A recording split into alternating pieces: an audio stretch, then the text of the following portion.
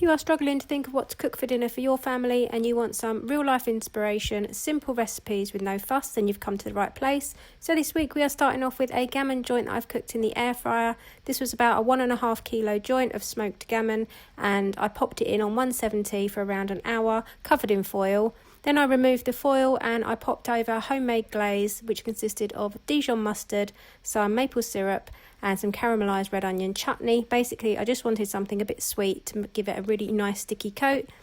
Poured this all over the top and then popped it back in the air fryer on 200 for around 20 minutes. As you can see, this came out absolutely deliciously. The crust gave it a smoky barbecue flavour and it went down really, really well. You've got that lovely pink gammon with that really sticky, smoky Dijon mustard glaze over the top.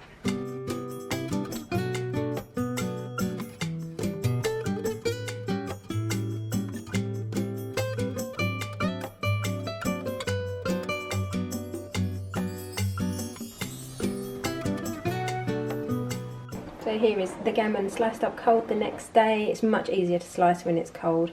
But yeah, this is your sign. If you ever feel like making up a completely random glaze to chuck over air fryer gammon, then do it, because it turned out amazingly. And yeah, this is not going to last very long because I know the boys are just going to pick at it all day.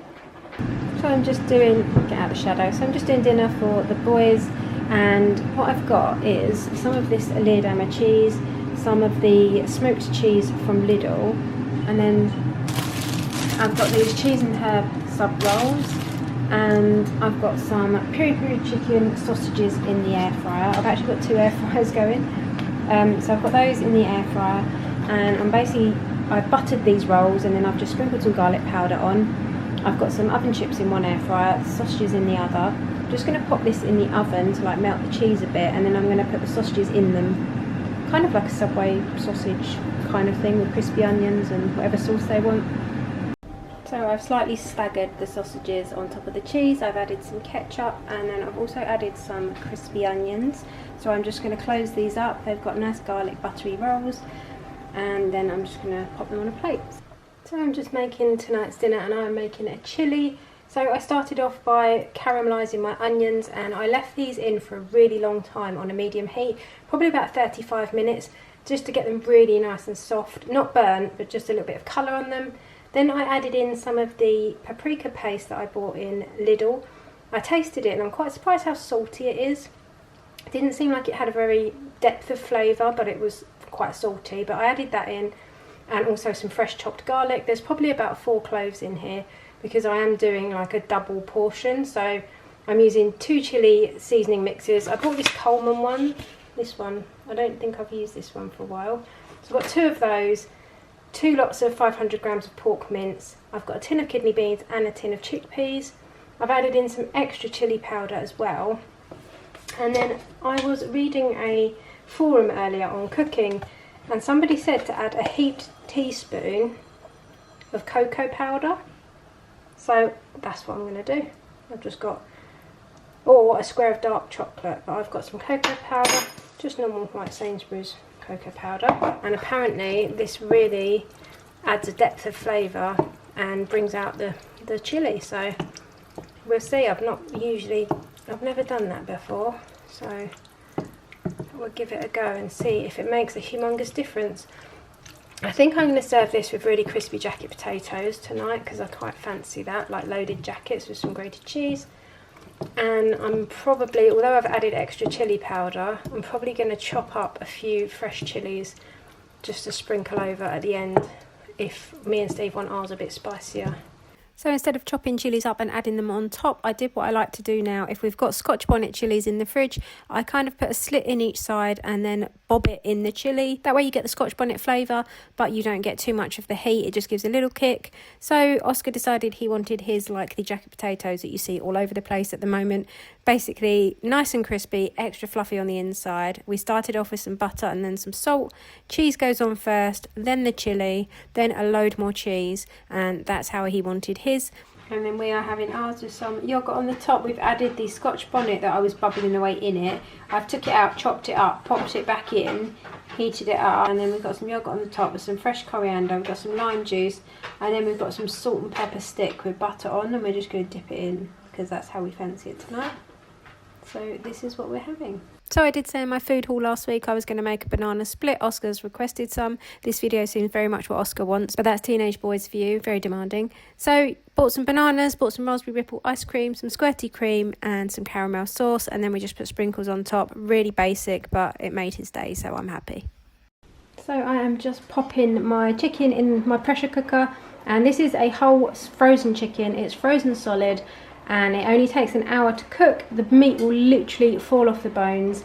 If you want the skin crispy, you can always pop it under the grill or in your air fryer after cooking, but I'm probably just going to use the skin to pop back into the liquid and make some more chicken stock. So I've just covered my chicken with some garlic granules, some fennel seeds. I've put some of the paprika paste that I bought in Lidl over it as well, because to be honest, that's a really sort of weird flavour. It's very salty and not what I thought at all, so I don't really know what else to use it for. So I've put some of that over the top and a little bit of smoked sea salt as well, and then I'm just going to put in about a cup of water and give this about an hour on high. Let your steam release naturally, and like I said, you will have fall apart chicken.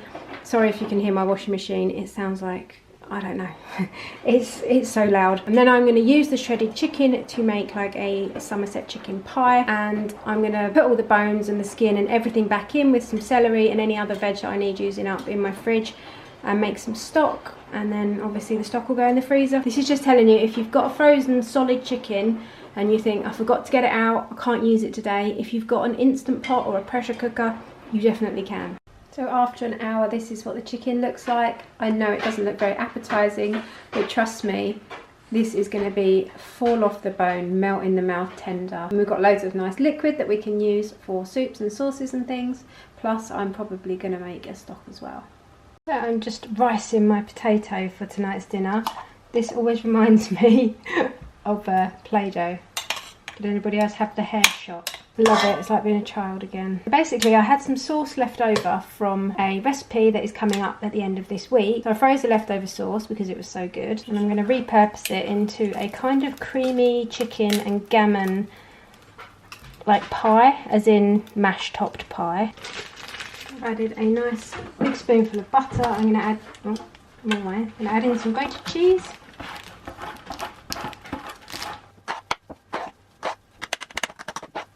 So this is the sauce. I know it doesn't look very appetizing at the moment, but it is going to loosen up once I heat it. I'm also going to add in a tin of trusty Campbell's condensed chicken soup. Use this for everything, although it did used to be about 50p, and it is now £1.60. I've got my gammon chopped up and my shredded chicken, and that is going to be the base. My gammon, my chicken, and that is going to be the base of the pie. And then I'm going to top it with that mash, put some cheese on top, pop it in the oven, and then I'm going to serve it with some broccoli. So I'm hoping that the recipe for what I've got in this sauce and everything else will be up on Sunday, all being well, but yeah, it was just too nice to throw away. Pepperoni very soon.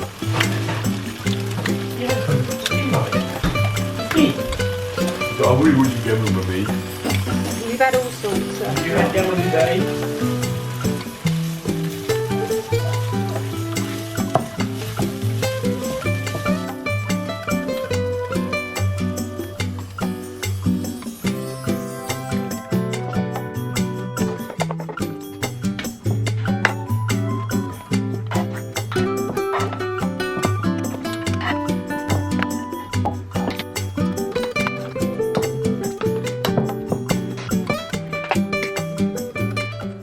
Chicken and gammon leftover sauce pie with mash on the top.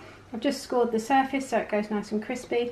I'm also going to add some grated cheese, so I'm probably going to cook it for about 15 minutes on around 200, take it out, add some grated cheese, pop it back in until that's all nice and golden brown, and that's it, using up all the leftovers from the last few days. Here is our golden brown pie out of the oven.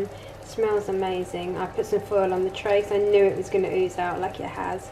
It's still really hot, so I'm going to let it sit for a minute. I've just steamed some broccoli and added a little bit of salt and some butter through it, and I'm just going to serve this up in a moment and I will show you. Thought I'd show you the inside of the pie. This looks amazing. It smells so good.